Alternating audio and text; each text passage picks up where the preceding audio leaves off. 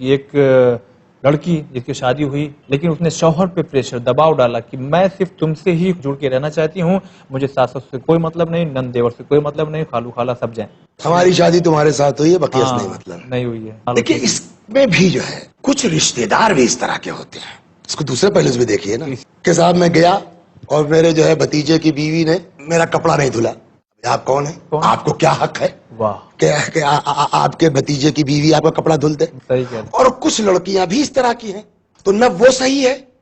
نہ یہ صحیح ہے، لیکن اس لڑکی کی جو ذمہ داری ہے روایت موجود ہے، اس کو یہ نہیں کہنا چاہیے، اس لیے کہ دین جو ہے نا وہ معاشرتی نظام ہے، سماجی نظام ہے، تو اس میں کوآپریشن تو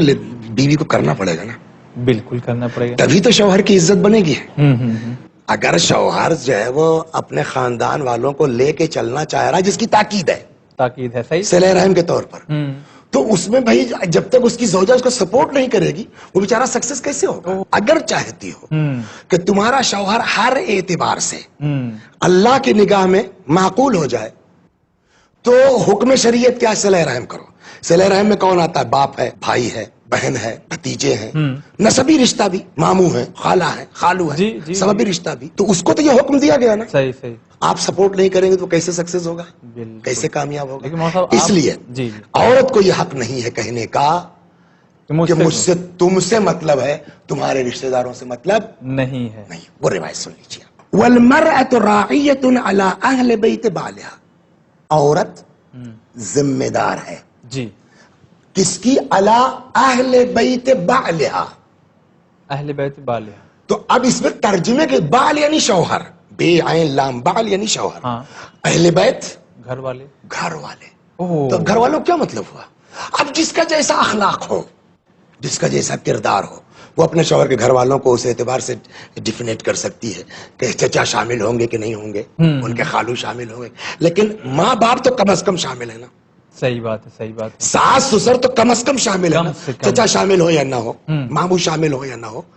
اور اپنے شوہر کی اولاد کی وَهِيَ مَسْئُولَةٌ عَنْهُمْ، یعنی اور یہ عورت اس سے کل کو پوچھا جائے گا، یعنی وہاں پوچھا جائے گا، ذمہ دار ہے یہ،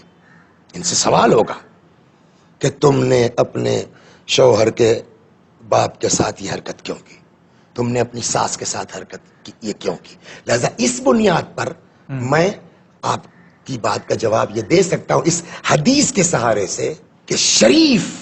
زوجہ وہ ہے کہ جو اس طرح کے جملے نہ کہے، ہم سے تم سے مطلب ہے، تمہارے گھر والوں سے نہیں۔ پیغمبر کہتے ہیں نہیں، تم سب کی ذمہ، اس گھر میں گئی ہو تو تم ہی ایک ہو جو سب کو جوڑ کے رکھ سکتی ہو، اور میں اپنے تجربے کی بات کہہ رہا ہوں۔ اگر بیوی اس قسم کی ہے تو اس کی جو تعریف ہوگی وہ ہوگی، وہ تو ہوگی، شوہر کی بھی آبرو بڑھتی ہے، بے شک بے شک، اس لیے کہ وہ کہے گی تمہاری ماں ہے خیال کرو، تمہارے چچا ہے خیال کرو،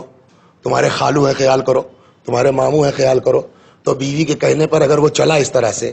اور سب کو بھائی بہن خالہ خالو یا نہیں بھی کہا خیال کرو، اعتراض نہیں کیا، اور شوہر اس طرح سے خاندان کو لے کے چلا، تو تمہارے شوہر کی عزت بڑھے گی کیوں نہیں؟ تو جب شوہر عزت دار ہوگا تو اسی کے پیچھے پیچھے اس کی بیوی کی عزت ہے، تمہاری عزت خود بخود بڑھے گی۔ لہٰذا یہ نہ سمجھے ہماری بیٹیاں، ہماری بہنیں کہ اگر ہم شوہر کو لے کے کنارے ہو گئے تو ہم بڑے مزے میں ہیں، اسی میں ہماری بے عزتی ہے۔